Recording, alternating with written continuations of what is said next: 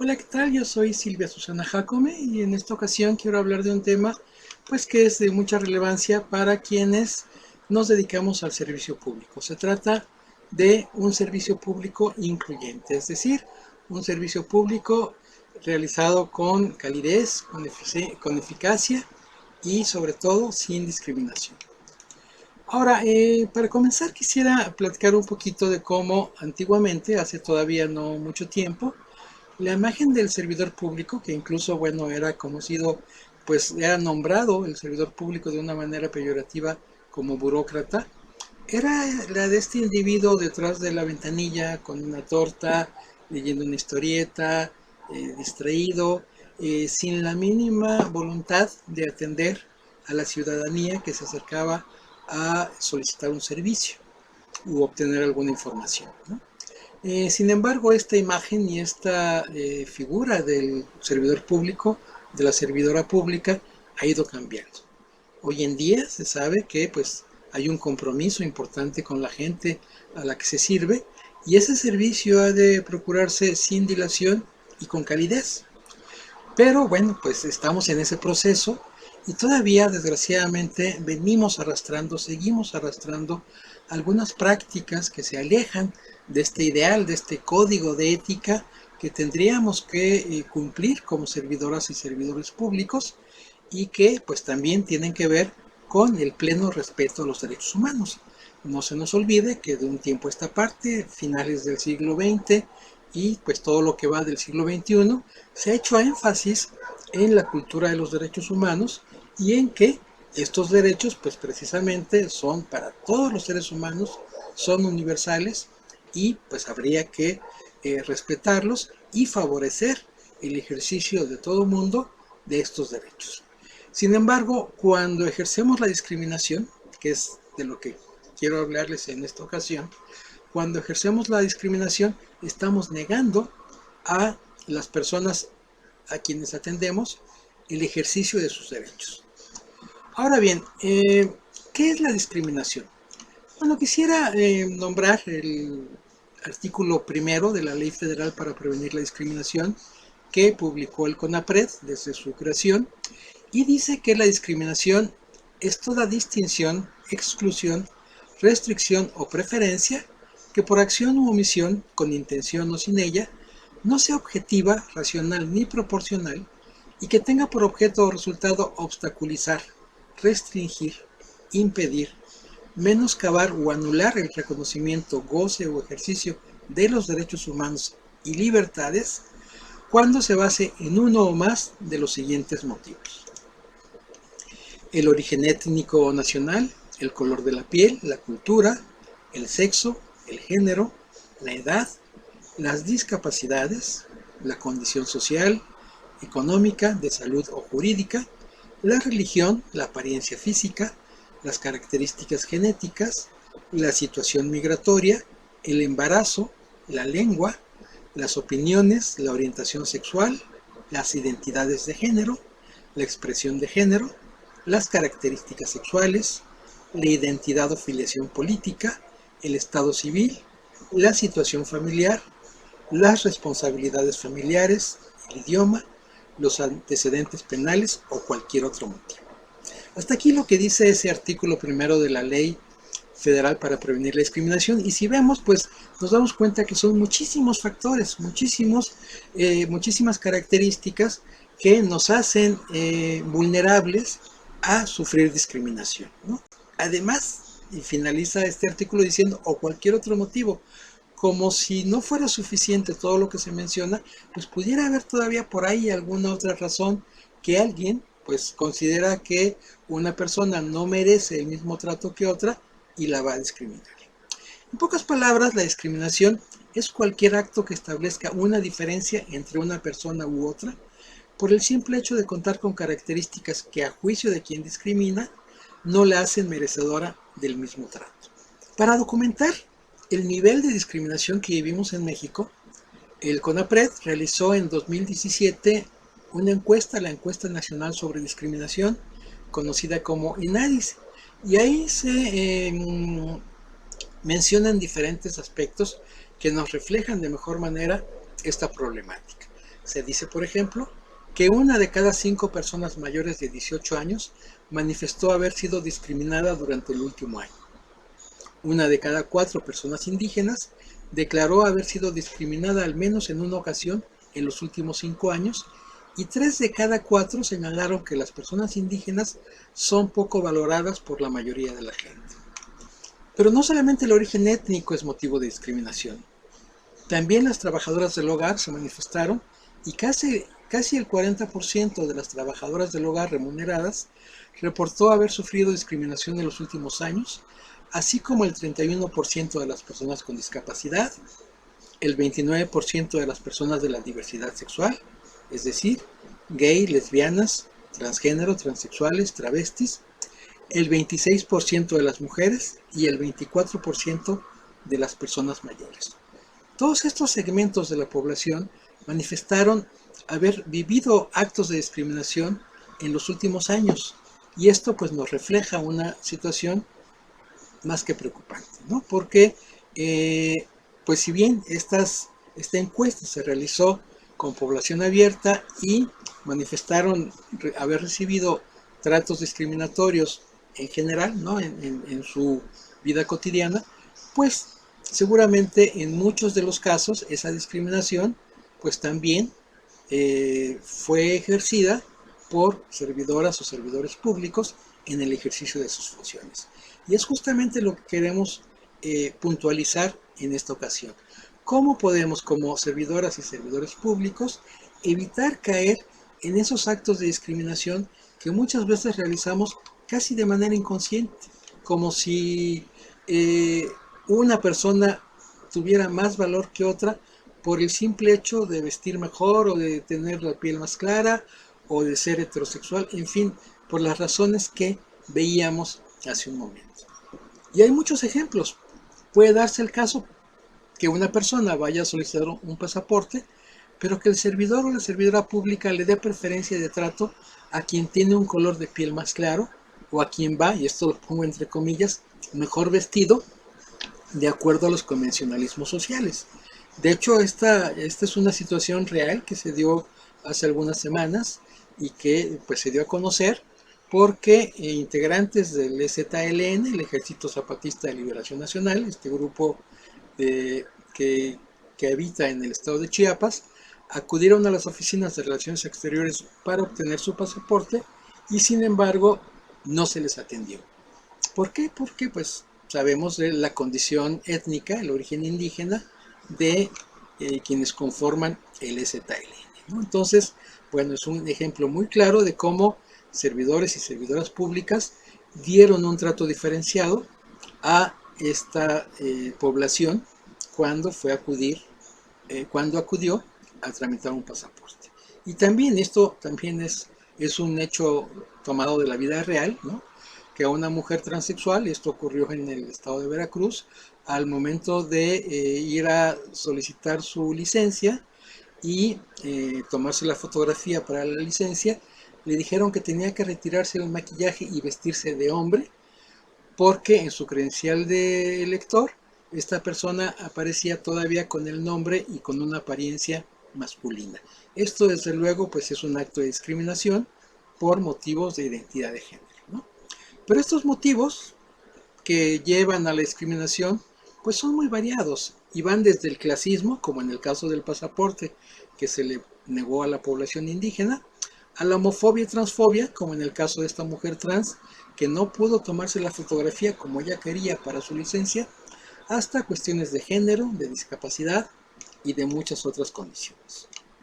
También se puede dar el caso que esta discriminación no sea tan evidente, pero pues tiene algunos elementos ahí de un trato también diferente, por cuestiones de género en este caso, que se da mucho. Desgraciadamente, pues parejas, ¿no? Que van a consulta con el médico y el doctor se dirige específicamente al hombre, es al hombre a quien le dan las indicaciones, le hacen las preguntas, aun cuando ambos tengan pues injerencia en el tema de la consulta, por ejemplo, ¿no?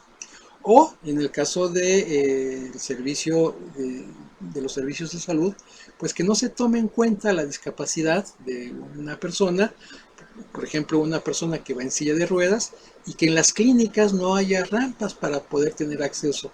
Eso también es discriminación que se ejerce pues de una manera desde la infraestructura.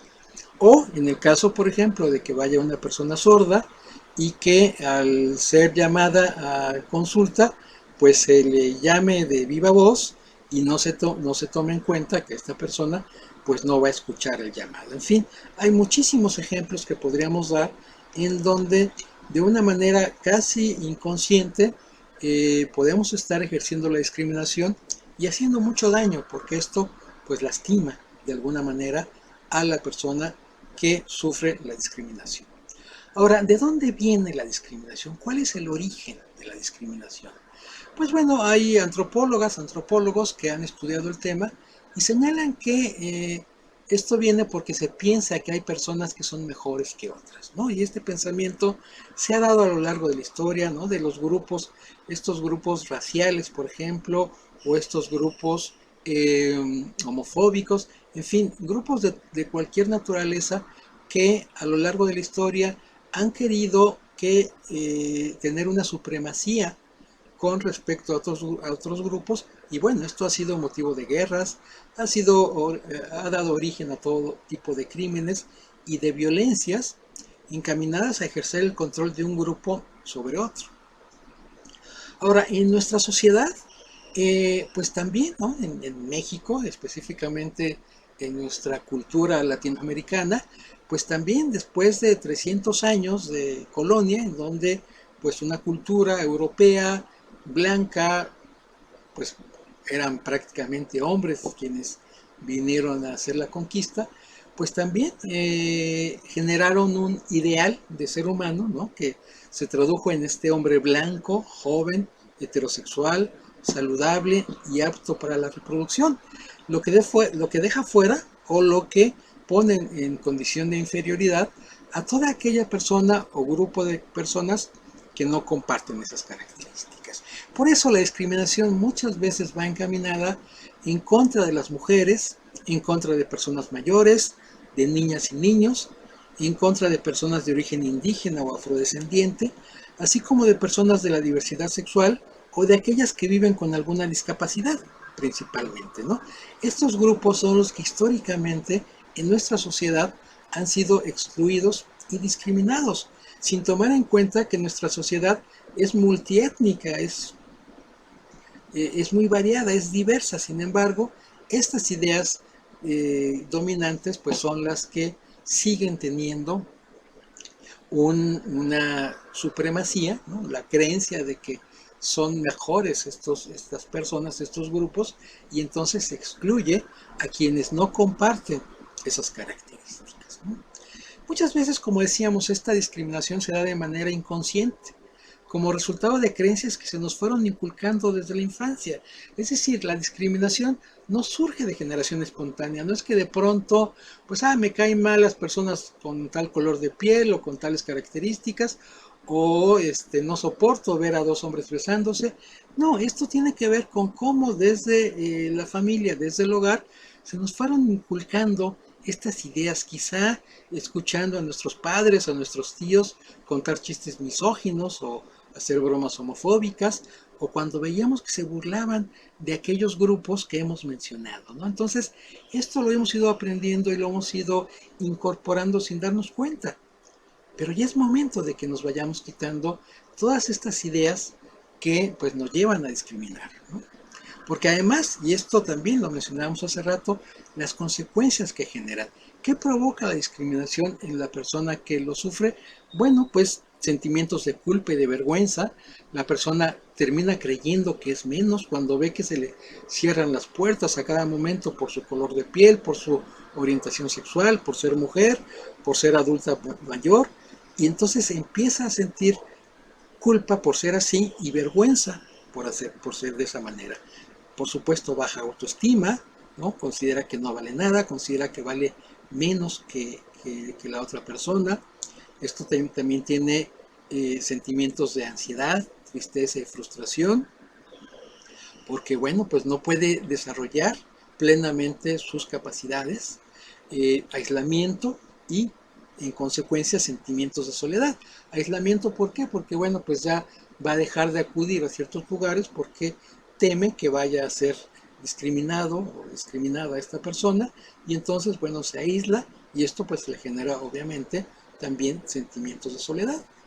Y en la etapa escolar, pues bajo rendimiento escolar, y posteriormente pues dificultades para obtener empleo o dificultades para ejercer su trabajo de la mejor manera. En fin, son muchísimas las consecuencias que la discriminación provoca en aquella persona que la vive, ¿no? Ahora, es importante, decíamos, que como servidores y servidoras públicas, pues reconozcamos qué es lo que nos lleva a dar un trato diferenciado a las personas. ¿Por qué a lo mejor en un momento dado preferimos atender a tal persona y no a otra? ¿Por qué nos cuesta más trabajo atender a un hombre gay o a una persona adulta mayor o a alguien que pues no se ajusta a estos parámetros que desde mi punto de vista muy personal y muy subjetivo resultan de mayor valía, ¿no? Sin embargo, bueno, reflexionar, entender qué nos lleva a esto, y por encima de todo, entender que como servidoras y servidores públicos tenemos un compromiso con la sociedad, y que independientemente de su condición, edad, género, orientaciones e identidades sexuales, capacidades físicas o cualquier otra de ellas, el compromiso es atenderlas de la misma manera que cualquier otra persona, ¿no? Es un compromiso que tiene que ver con la inclusión y con el respeto como premisas básicas de nuestra labor. Y esto tendríamos que hacerlo por convicción, ¿no? Sabiendo que, bueno, pues todos los seres humanos tenemos nuestras diferencias, pero valemos lo mismo. Somos seres humanos que valemos lo mismo por el solo hecho de ser humano, independientemente de cualquier otra condición. Pero bueno, si eso no es suficiente, entonces recordar también que hay un marco normativo que en nuestro país busca erradicar la discriminación, ¿no? Tenemos específicamente la Ley Federal para Prevenir la Discriminación, que en su artículo 4 prohíbe toda práctica discriminatoria que tenga por objeto o efecto impedir o anular el reconocimiento o ejercicio de los derechos y la igualdad real de oportunidades en términos del artículo 1 constitucional y el artículo 1, párrafo 2, fracción 3 de esta Ley Federal para Prevenir la Discriminación, ¿no? Pero también, y aquí lo menciona claramente, como en el artículo 1 de la Constitución señala que está prohibida la discriminación por cualquier motivo.